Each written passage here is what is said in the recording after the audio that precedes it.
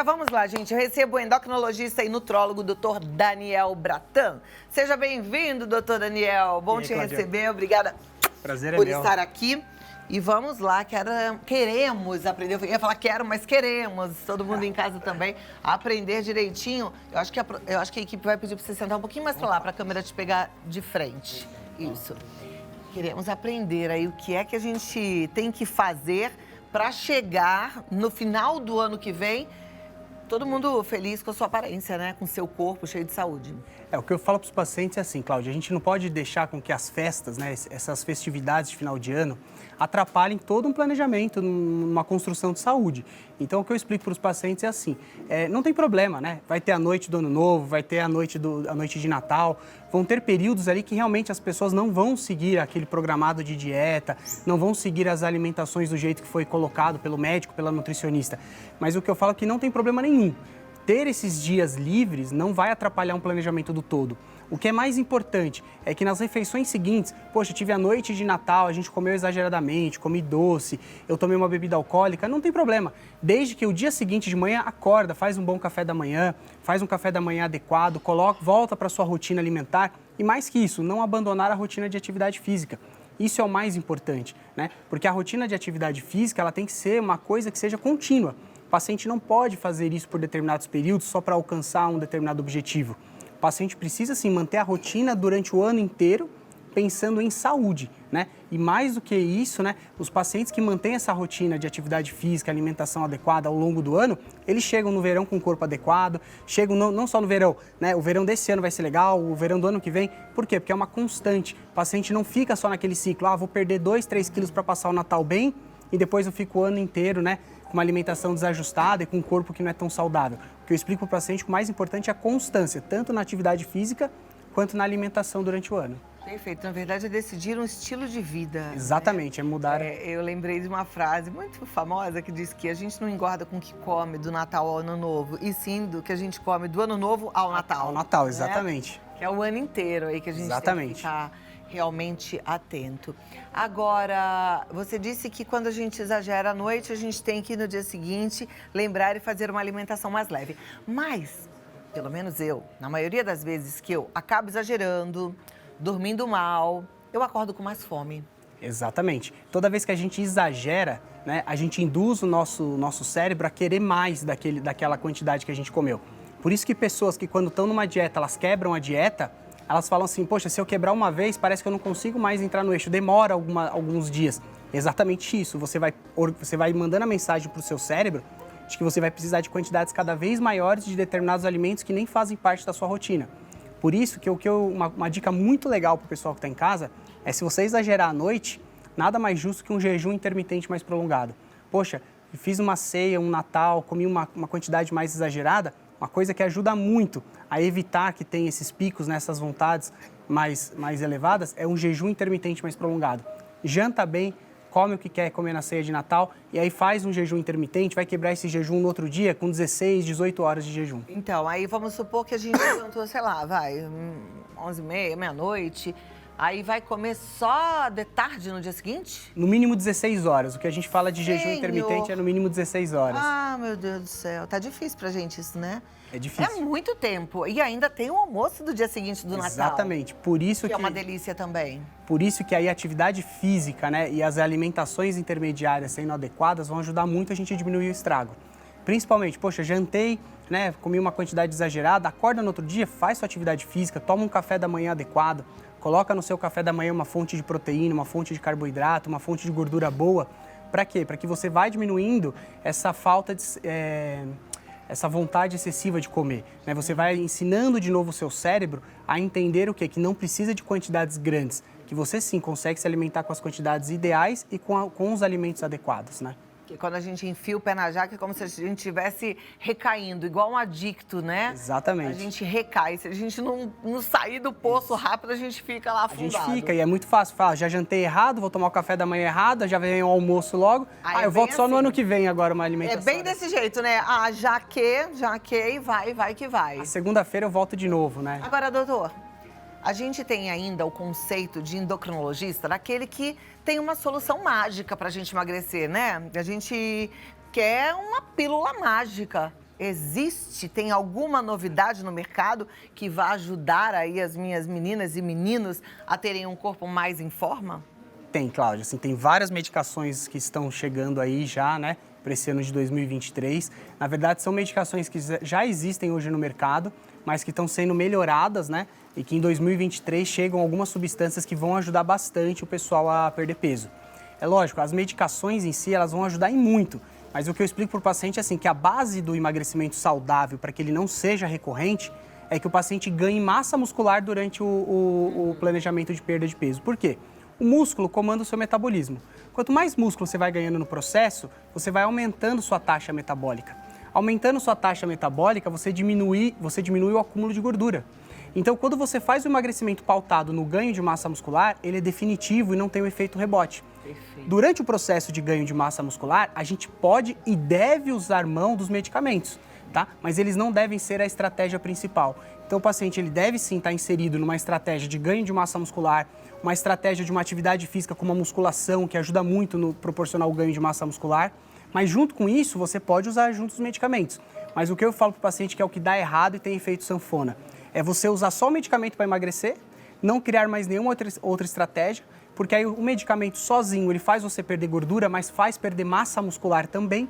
Aí o metabolismo cai. O metabolismo cai. É quando o paciente para o medicamento dali 2, 3 meses, o metabolismo está tão lento que o mínimo que ele come, até quantidades menores do que antes, engorda tudo de novo. Engorda e muito rápido, né? Aí entenderam o tal do efeito sanfona, como é que funciona? Agora, não sei se você grifou aí o que o doutor acabou de falar. Massa muscular significa musculação. Eu, Cláudia, não conheço um exercício melhor que a musculação para te ajudar a ganhar massa muscular. Ou seja, para te ajudar a acelerar o seu metabolismo. Eu tô falando isso por quê, minha amiga? Porque eu sei que você às vezes fala assim, eu preciso emagrecer, eu tenho que caminhar. De repente, não. Caminhada é maravilhoso para a cabeça, para oxigenar o cérebro, para o corpo como um todo. Mas para aumentar seu metabolismo... Aliás, eu digo que musculação é remédio, né? Exatamente. Porque nem é só pra gente ficar com um corpo magro, com um corpo saudável. É pra gente ter qualidade de vida, ó, levantar sozinha, sentar sozinha, porque será que a gente vai ter ajuda pra sempre? Talvez não. Não, e mais que isso, depois de uma determinada idade, né, tanto homem quanto mulher, por conta da variação hormonal, começa a perder massa muscular.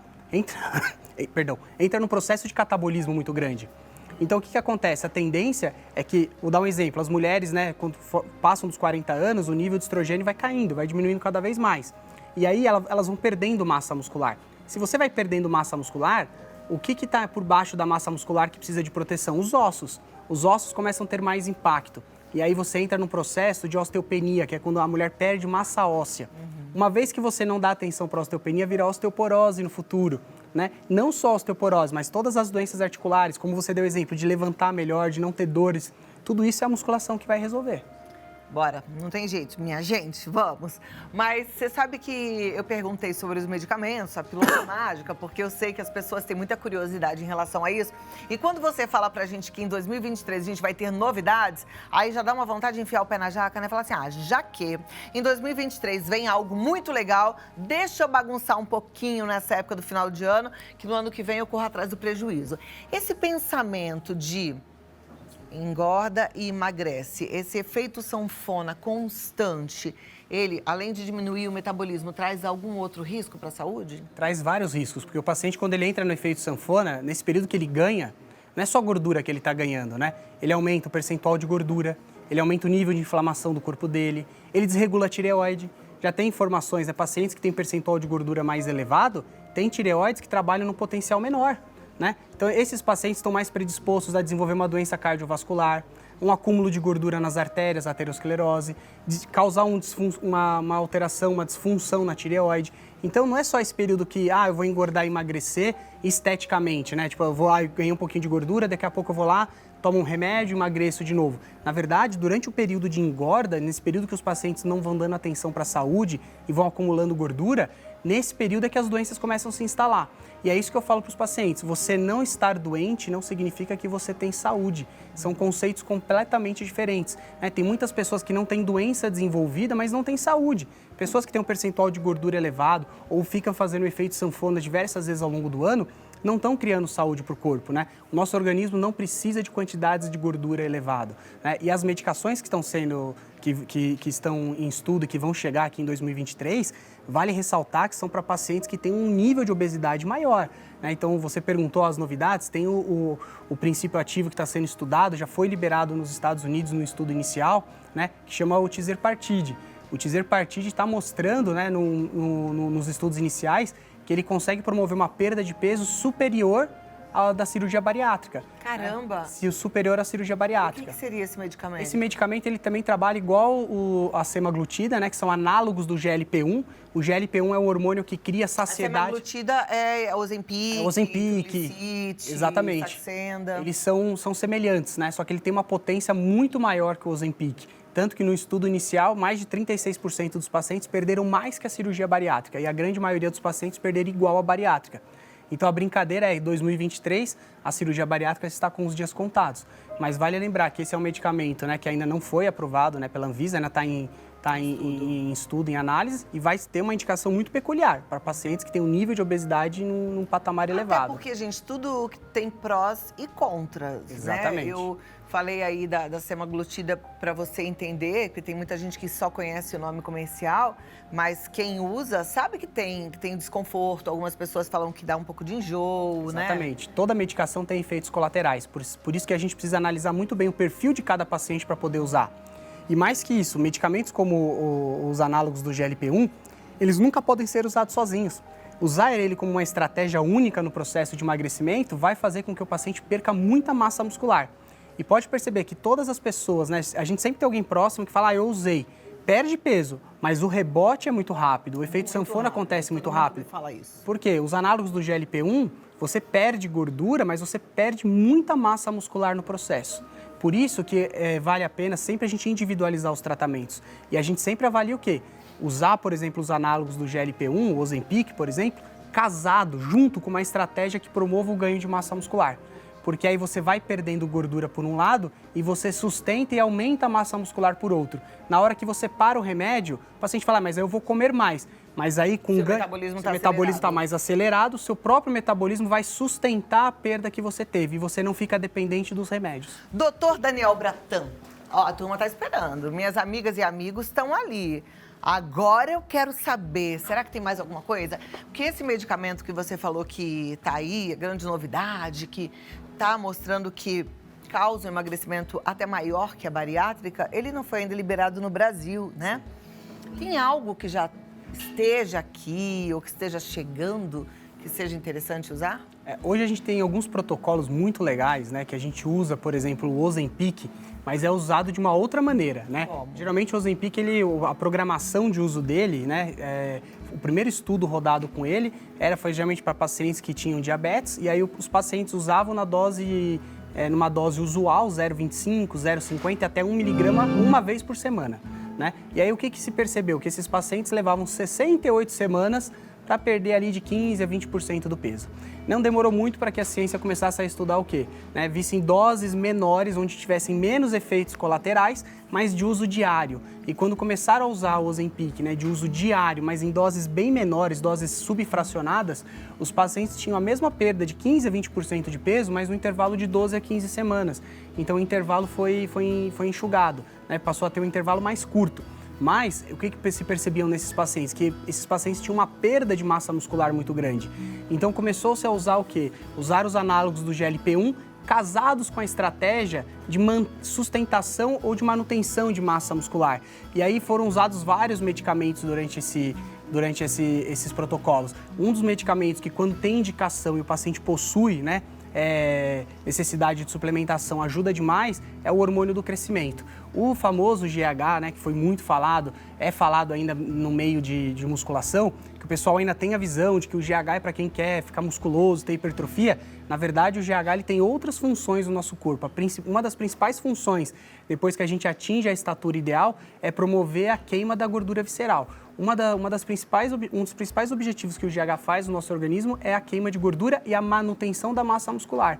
Então, quando você casa as duas estratégias, você usa um análogo do GLP-1, com uma estratégia que, se o paciente tiver indicação de uma reposição com GH, por exemplo, é a estratégia perfeita. Ele perde gordura, mantém até ganha massa muscular no processo. Então, esse paciente aí, ao longo de 12, 15 semanas, esse paciente aí vai estar com um percentual de gordura mais baixo e com a taxa metabólica maior. Então, ou seja, dali 3, 4 meses, você pode tirar com segurança os análogos do GLP-1, que o metabolismo dele já está bem acelerado. Ou seja, ele não perdeu massa muscular durante o processo. Então, o casamento do Ozempic com GH foi um dos protocolos muito estudados, que deu muito resultado nos pacientes para não ter perda de massa muscular em conjunto. Muito bem. Mas, doutor, tem gente que fica apavorado quando ouve falar em GH. Exato. Porque o hormônio do crescimento também é visto por alguns como causador de câncer. Exatamente. É verdade? Na verdade, isso é um dos maiores mitos que foi se criando ao longo dos anos, né? Na verdade, não só o GH, mas nenhum outro hormônio, ele é causador de tumor, né? Os hormônios, quando muito bem indicados, quando muito bem colocados na dosagem correta, no tempo correto, nenhuma reposição hormonal tende a promover um aumento de câncer. Principalmente quando a gente usa os hormônios bioidênticos, que são aqueles hormônios que são exatamente iguais os hormônios que o seu corpo produz. O GH foi muito falado no passado, que o GH poderia sim aumentar ou fazer um tumor crescer.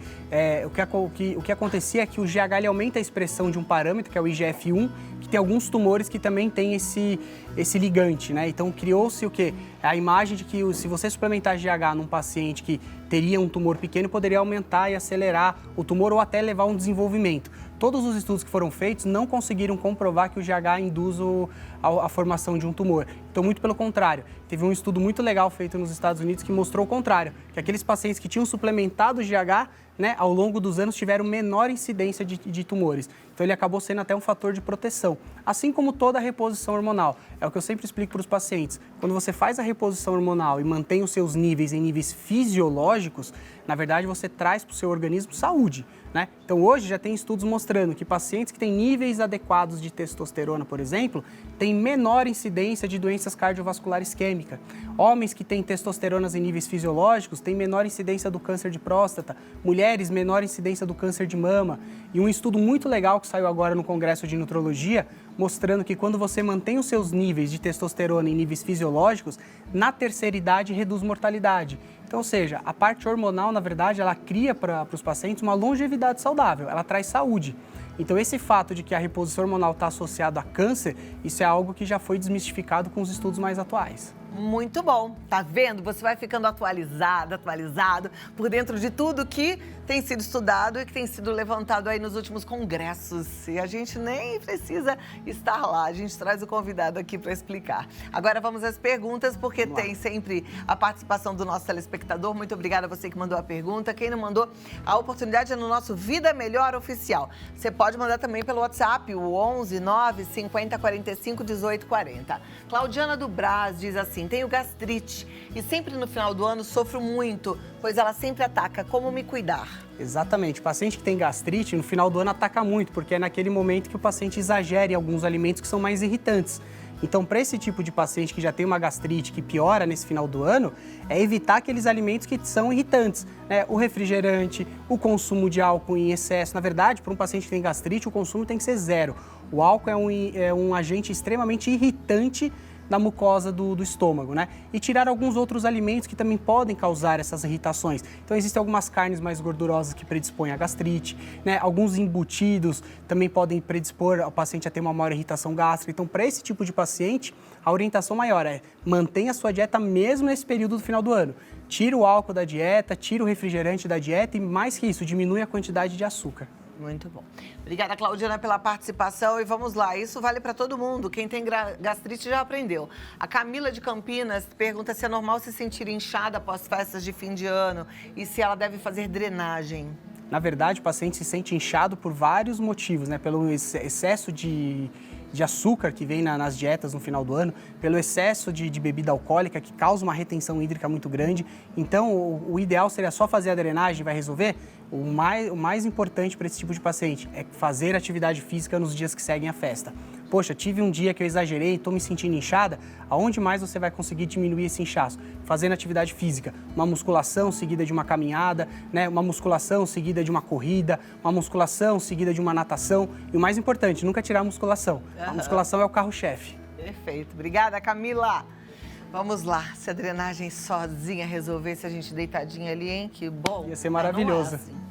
Elizabeth do Guarujá, tenho compulsão por comer e como até passar mal, mas tenho feito reeducação alimentar que me ajuda muito. Estou com medo de ter compulsão nas ceias de Natal e Réveillon. Qual a melhor forma de me controlar? Então, para esse paciente que tem compulsão alimentar e já está num tratamento de reeducação alimentar, muitas vezes esse paciente ele precisa estar com uma medicação junto. Por quê? Muitas vezes só a reeducação alimentar, a terapia não vai conseguir ser o suficiente para ele se segurar nessas festas de final de ano. E, na verdade, muitos dos pacientes que têm compulsão alimentar, só a terapia e a reeducação alimentar não é o suficiente. A grande maioria precisa, sim, ter um medicamento que vai ser um fator adjuvante nesse tratamento. Então, para esse paciente, o mais indicado, passar numa consulta e discutir com o médico dela o uso de alguma das medicações para compulsão. E aí, para compulsão alimentar, a gente tem várias medicações que podem ajudar o paciente a dar uma segurada e dar uma diminuída nesse medicações psiquiátricas? Algumas são psiquiátricas e até os análogos do GLP-1 ajudam muito no paciente que tem compulsão. Porque uma vez que você está em uso do análogo do GLP-1, Ozempic, a liraglutida, enfim, qualquer um que seja, o paciente não consegue, Cláudio, ele não consegue exagerar. É fisiológico, ele tenta, né, ele até pode colocar quantidades grandes no prato dele, mas ele não consegue ingerir, né?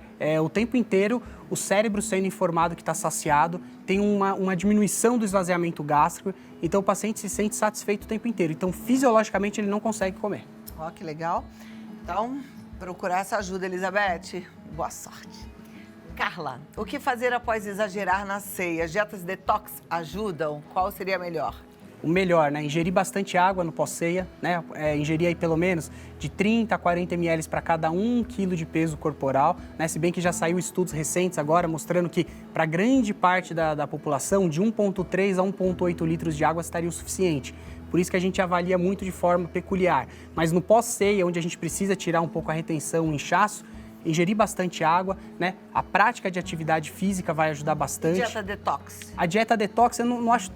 Ela é bacana, mas o jejum intermitente é mais bacana ainda. Porque durante o jejum intermitente, você baixa os níveis de insulina no seu corpo, você faz o seu cérebro também diminuir, né, o centro de saciedade dele. Então, ou seja, você vai reeducando o seu organismo a entender que precisa comer menos nos próximos dias e vai baixando alguns parâmetros, principalmente a insulina. Se você baixar a insulina no seu organismo, você favorece muito até o processo de queima de gordura.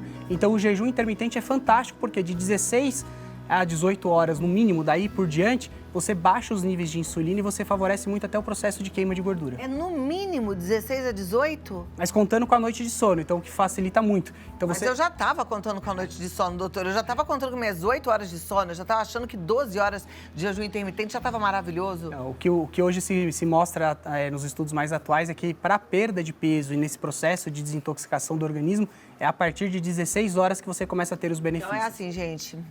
Última alimentação lá para as 4 da tarde, para depois poder tomar um café da manhã lá para as 10, né?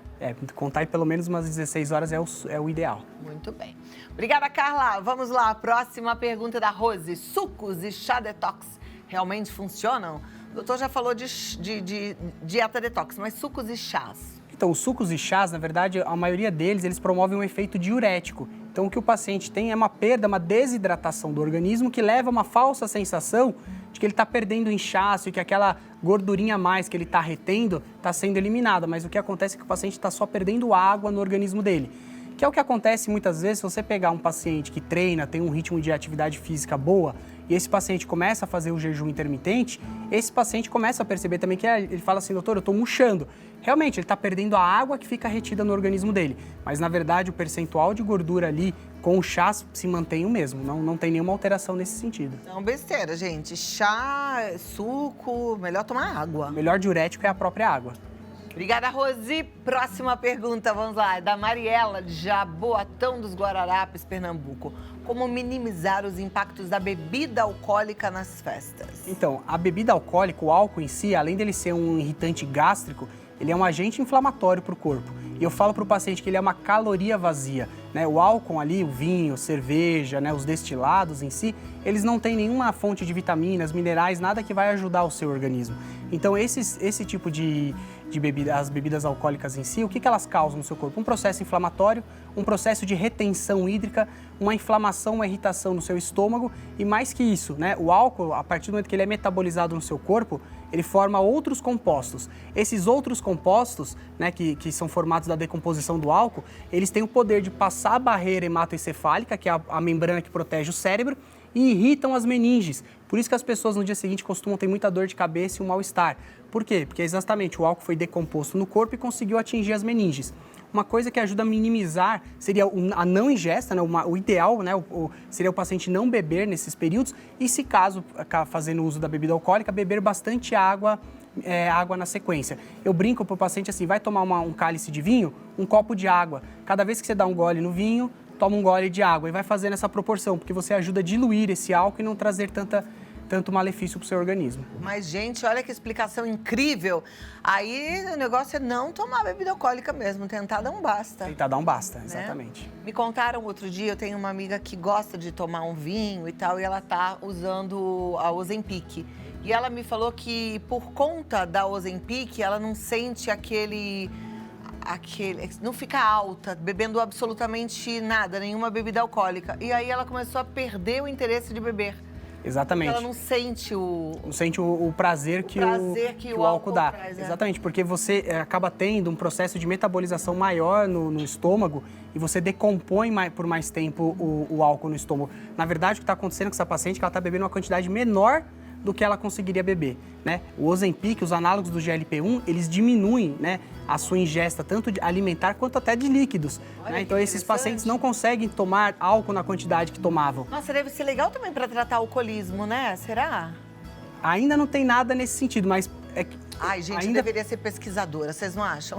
Seria uma ideia, não seria ruim. Mas eu acho que de repente é uma boa.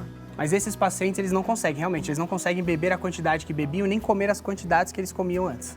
Interessante. Bom, doutor Daniel, foi uma alegria te receber. Prazer foi meu. Aprendemos muito. Eu tenho certeza que você que está aí assistindo já deve estar com o coração cheio de esperança, né? De um novo ano em forma. Ou quem sabe, agora já se cuidar. A gente não pode deixar para depois, né? Eu digo que tem gente que fala assim, eu não me cuidei. Não é não me cuidei, você está vivo, é não estou me cuidando. Exatamente. É todo dia que a gente decide quem é que a gente vai ser. Exatamente. Todo dia tem a oportunidade de criar um novo dia para você mudar e mudar os velhos hábitos. Perfeito. Muito obrigada. Imagina. Um ótimo 2023. Para você também, Cláudia. Doutor Daniel Bratan tá no site, no Instagram, dr.danielbratan, dr.danielbratan. Segue lá, é com N no final. O WhatsApp, se você quiser mandar uma mensagem, marcar uma consulta, é o 11 97839 8545. 11 97839 8545. Muito obrigada. Obrigado, Claudinha. Até mais.